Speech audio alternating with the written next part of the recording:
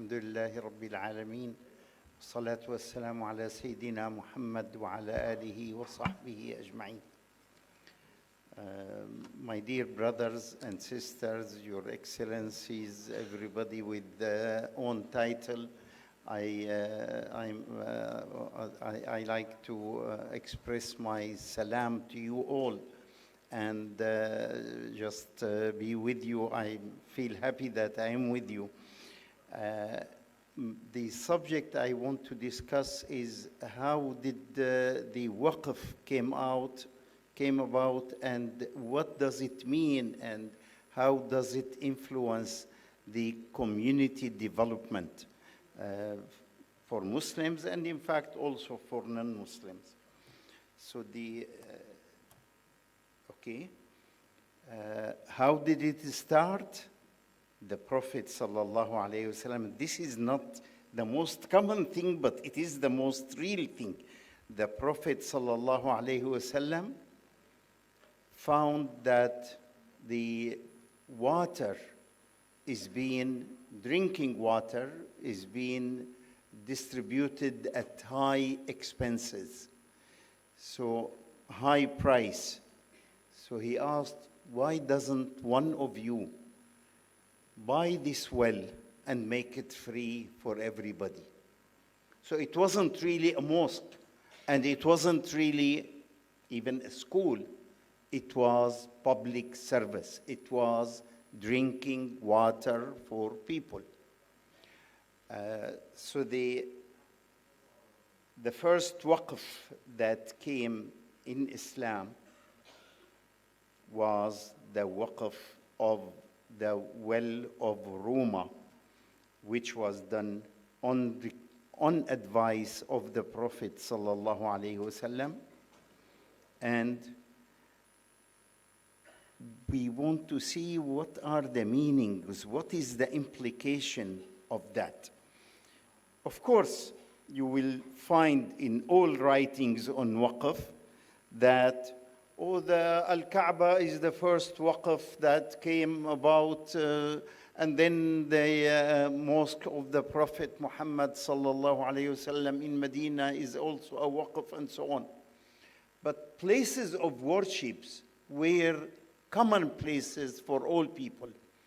And there is no recorded saying of the Prophet sallallahu alayhi wasallam or any recorded text, any known text, of course not in the Quran, not in the Sunnah, and not also by the Sahaba, that the Kaaba, al-Masjid al-Haram was a waqf.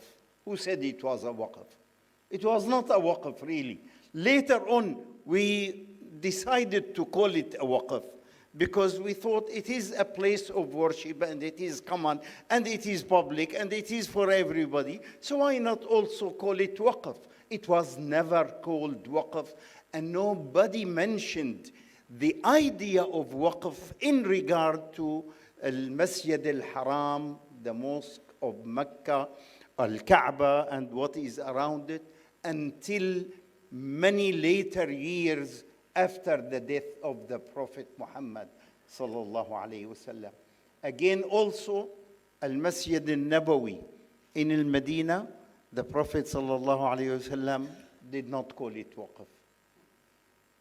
You know the story that he bought the land and he insisted on buying it, and he paid for it from private property, private money of Abu Bakr radiyallahu anhu, and he didn't tell him that, we are going to make this waqf. Never mentioned at all. So in reality, the first waqf is the well of Ruma, which the Prophet sallallahu alayhi wasallam invented the idea of it, and it is definitely unprecedented. This is for the first time in the history of humanity that, with the full intention and the full thinking and the full, call it, regulatory system, that we need a source of water for the city, And this source of water for the city, the Prophet ﷺ made it as waqf. So he told him, make it for everybody free. Uthman, when he wanted to make it that way, thought that, well, if I make it to everybody, would I also be included myself? And he asked the Prophet sallallahu alaihi wasallam, and then the Prophet sallallahu alaihi wasallam assured him that yes, you will be also included because you are one of the everybody who lives in Medina, so that includes you. What are the implications of this? One, it tells us that the private sector may fail in fulfilling the objectives of the community, especially in what we call the public utilities and many public goods, that public goods very often need to be provided by the non-private sector. We need a way. The Prophet ﷺ, he could have collected some money for the budget of the government and bought that well from it, but he did not want to do that because he wanted it also to be a third sector, not a governmental sector. So one, it tells us about the potential and possibility of failure of the private sector in fulfilling certain of the community objectives. Two, clearly it was fighting monopoly because the well was monopolized and water, the good drinking water, was monopolized by the former owner of that well. So the Prophet ﷺ wanted to break that monopoly, and always monopoly costs the society higher prices. The third point also was the well of Roma, the only source of drinking water in Al-Madinah? No. There were other sources of drinking water, and people used to drink from some of these other sources, but the water was a bit salty in all other sources. And this is what this well itself was the one that provides good water. So the Prophet ﷺ, in his advice, did not advise, let's buy a couple of the salty water wells and make them free for everybody. He insisted on this one, breaking monopoly, caring about the health and the welfare of the community, and three, also the declaring the idea that private sector may fail in providing some of the goods for the community. So the idea that this waqf gives us are very, very important ideas, and the Prophet sallallahu alaihi wasallam did that in a very thoughtful manner, I should say. Okay, now it is then definitely created at no precedent example. It is a new form of economies where there is a new concept that is incorporated in the life of the community, which was not there before that. Of course, the companion, peace be on them, carried this to a large extent, to the point that Jabir ibn Abdullah reports that when Umar ibn al-Khattab declared the written document of his waqf, which was made at the time of the Prophet sallallahu alaihi wasallam, but it was then without a document. When he documented it and declared it, Jabir reports that there was not a single family that owned any land in Al-Medina or around it that did not create a waqf. So everybody started creating a waqf. So the scope of the waqf became very, very important, and in fact gives us the cornerstone of the social finance in the Islamic economic thinking. Kinds of waqf. Traditionally, we read it in classical fiqh that it can be religious or private or joint.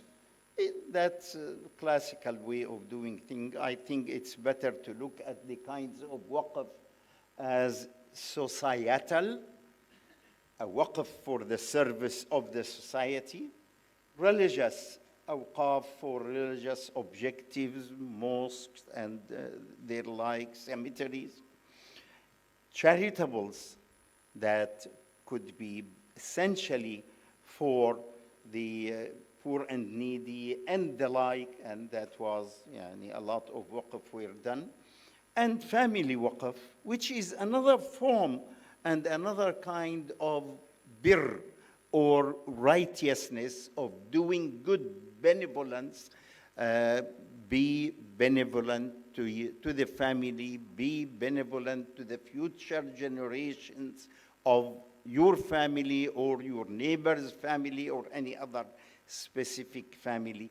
Again, that much categorization of the awqaf is not sufficient. I think we need to notice a big difference between a waqf property that provides the service itself and a waqf property who is intended, or which is intended to be for investment, not really to provide the service. So we have a mosque, that mosque building that provides the service of spaces to pray, and we have another property that is intended to be invested and the return of it to be spent on the mosque.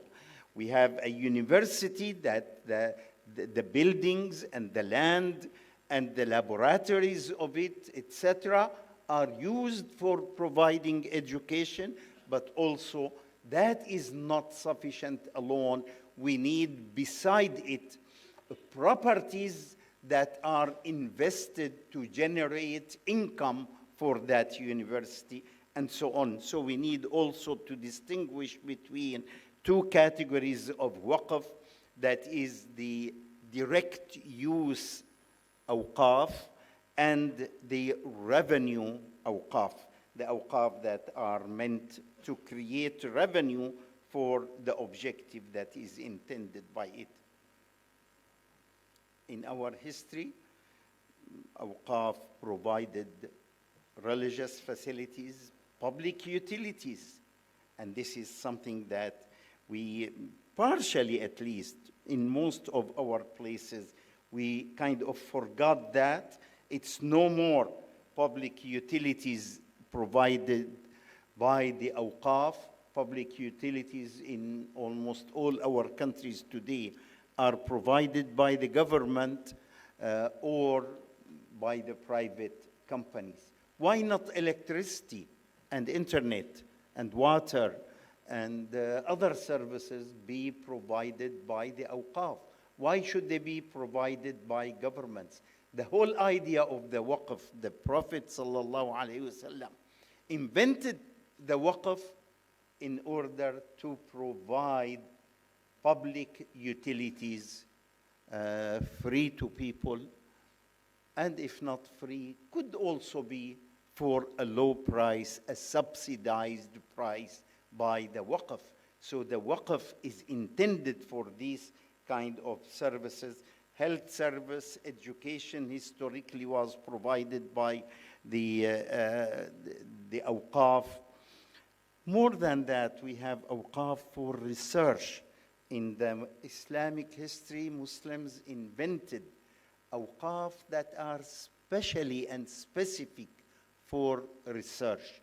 In Damascus, we have a waqf for pharmaceutical research, that is to research among the herbs, whether planted or wild herbs, and see what kind of these herbs can help for what kind of illnesses or what kind of medicine that can be produced from these herbs.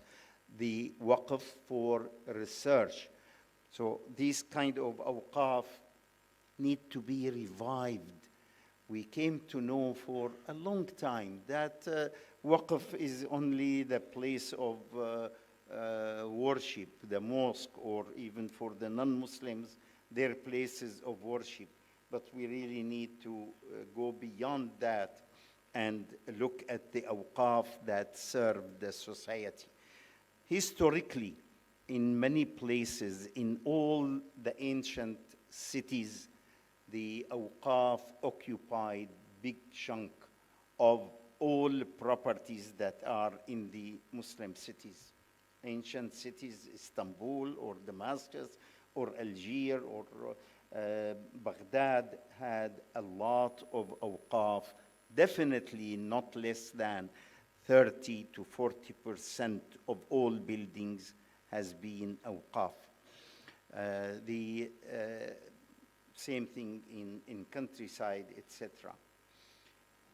The idea of waqf then is fundamental in creating infrastructure for the third sector, for the sector that is not based on profit and not based also on the principle of authority. It is not provided through taxpayers' money. It is not provided by the government, but only through the third sector, and the third sector has advantages in providing many of the services because of it is always motivated by the personal zeal of service, by the concept of benevolence, by being kind to others, whether by contributing labor or contributing properties with it. So the idea here is very important as compared with the provision for profit or the provision on the basis of government authority. The idea of waqf convinces us or suggests to us very important principles that we are discovering in today's economies, and especially after the fall of the Soviet Union, that a sound economy cannot depend either on the private sector motive of profit or on the public sector authority of government decision-making, and a sound economy cannot count on these two pillars alone. These two pillars alone definitely are essential in any economy, but they are not sufficient to create a sound economy. An economy that is balanced, an economy that serves its people in the most appropriate way. We discovered that in order to enhance output, enhance production, to enhance the profit of the private sector, we need at the same time to encourage and promote consumption, and to promote consumption that can only be done through a third sector, cannot be done through the private sector alone. So this is an idea that we are discovering now, and we failed to understand it even 20 years ago. It wasn't there, but now everybody talks about it. A sound economy requires a third sector that encourages and promotes consumption in order, if you want to say it that way, in order to promote the productive abilities of the private sector. So to promote that productive ability of the private sector, you need a third sector, a sector that is not motivated by profit, rather a sector that encourages consumption through the non-profit activities and through the non-profit provision. We came also to know through recent studies, in fact, that to sustain the third sector, you need multi-level of activities in it. One level is not sufficient. So here you have, on one hand, the infrastructure, the Awqaf, the properties that give revenues for the non-profit activities.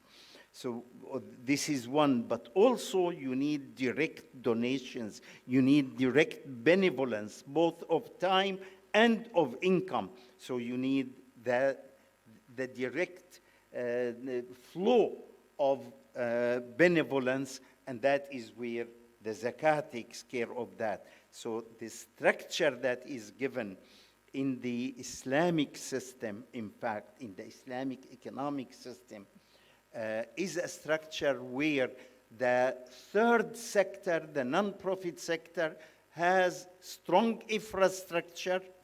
The Awqaf has a strong flow, the minimum of which is obligatory, which is the zakah part, a flow of benevolence that is repeated and flowing all the time through the zakah and charity. But here again, the minimum of it is made obligatory. In a sense that really, sometimes when you study it, you feel amazed. How come the Prophet ﷺ in the desert of Mecca and in that environment, how was he able to invent these ideas? Definitely because he was guided by Allah subhanahu wa ta'ala. It is the guidance of revelation that gave him that, and not really definitely his own abilities. It is that what confirms that he was really a prophet. It is a miracle to have thought of these things at that time. A sustainable non-profit sector needs permanent, strong enhancement. Strong enhancement in the form of encouragement of zakah, of charity in general, in the form of creating infrastructure as fixed infrastructure, and in the form also of minimum requirement of benevolence, of flow from the rich to the poor every period and every year repeatedly. So and to sustain the third sector, we needed all these together. The message of Awqaf has been understood by our ancestors, that they really built a huge amount of Awqaf. The Ummah throughout our history, encouraged by the teaching of Islam, it creates a huge amount of Awqaf. It diversified the objectives of Awqaf in all corners and all economies and all societies. It expanded the concept of Awqaf to include all kinds of assets. It is incorrect to think that in our history only real estate were made as Awqaf. No, books in fact were made as Awqaf. Not only books, even the authorship right was made as a waqf. You read it in many of the books that were written by our ancestors, that this book, I dedicate it for the students of knowledge. And you find this in all these books almost, that were written by our ancestors, that the books are dedicated for the students of knowledge. What is that other than being really the right of the writer, the right of the author is made as a waqf, even though it is an abstract concept, but yet it is made as waqf. So in all areas, the waqf has been expanded.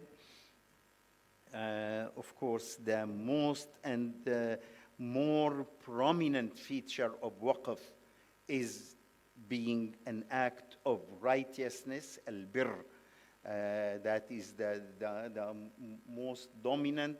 The late Sheikh Mustafa Zarqa argued that this is the only thing that is agreed upon in matters of awqaf. And all other things are opinionated.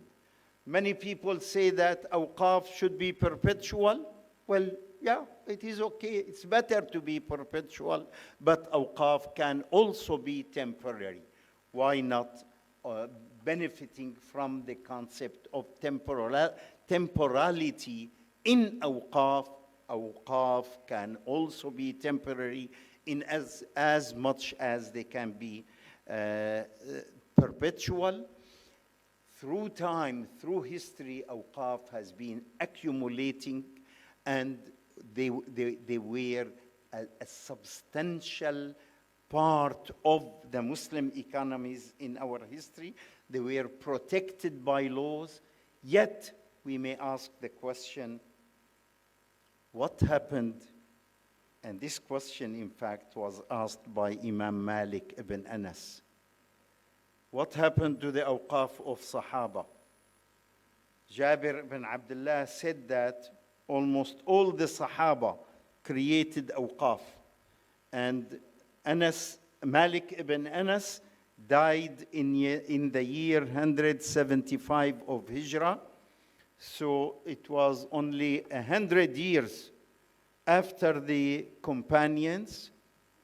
He asked that question, what happened to the awqaf of Sahaba at his time, and even at that early time?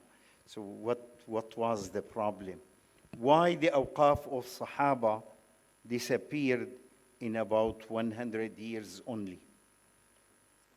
That is an important question that we really need to think about, and we really need to invent ideas that, unfortunately, our classical fiqh did not help us providing them yet. So we need to look why that has happened, why the awqaf of Sahaba disappeared in less than 100 years after their disappearance. It is said that the last companions lived only up to the year 110 after of Hijrah, which was Anas, the disciple, the direct disciple of the Prophet sallallahu alaihi wasallam, who used to serve him and be with him most of the time. So on prayer from the Prophet, he lived until the year about 110. So, and yet by the time of Malik ibn Anas, 70 years later, the awqaf of Sahaba no more existed. What is the issue? What is needed now in the awqaf then to make the change? Okay? One, we need to think more of the awqaf that help the society, not the awqaf in a sense of mosque only or place of worship or of religious practices alone. So we need societal awqaf. We need to also think of the awqaf as a revenue-generating awqaf. We need to look at the management of awqaf and improve on it. It's not enough. It has been proven historically that we have honest people. We need honest people, and we need them to be regulated also. Not honesty alone. Honest people, but also regulated. So we need regulations for the awqaf that help protect them. We need to create awqaf for the vulnerable. Special awqaf, as were created in the past, we need now special awqaf for the vulnerable, especially for microfinance and microinsurance. We need laws that protect the awqaf. Most of our awqaf laws in the Muslim countries are too weak, that really do not provide full protection of the awqaf properties. My high school study was in a place that was a waqf, but it was a hospital, was not a school. At my time, it was used as a school, and half of the building was already there, because you notice that there are areas that are cut off. That's not the style of building in Damascus. But yet you find areas that were cut off clearly, that was stolen by the neighbors, or most likely by the mutawallis themselves who were managing them. So we need really strong protection by law of the awqaf, with a strong also recording and registration. Probably the blockchain can help in that, but we need laws, in fact, to do that. One thing that also is important, that awqaf will lose value with time, but to avoid that, we need the awqaf to always be increasing. So we need to create template forms of awqaf. That is, when we provide these forms to the public to make awqaf, we inform them that in these forms there are special clauses for the growth of awqaf, so that the awqaf will be increasing. Part of the revenue of the waqf should be always added to its principal, so it compensates for depreciation, it compensates for inflation, for the increase of needs, etc. So part of the revenue should be always assigned to increase, and this can be done only by creating template forms of the awqaf document, the hujjatul waqf. We need to create forms and present them to people, so that they use these forms, they be aware of the important conditions that should be included into these forms. We need definitely a favorable education system. We need to know about awqaf in our high schools. Our students of high schools, in the public schools, they should know something about the awqaf, the importance of the third sector, and the importance of the infrastructure of the third sector. With this, I think I leave it in your hands for further discussion, inshallah, today and tomorrow. And I thank you very much. Walhamdulillahi Rabbil Alameen. Thank you.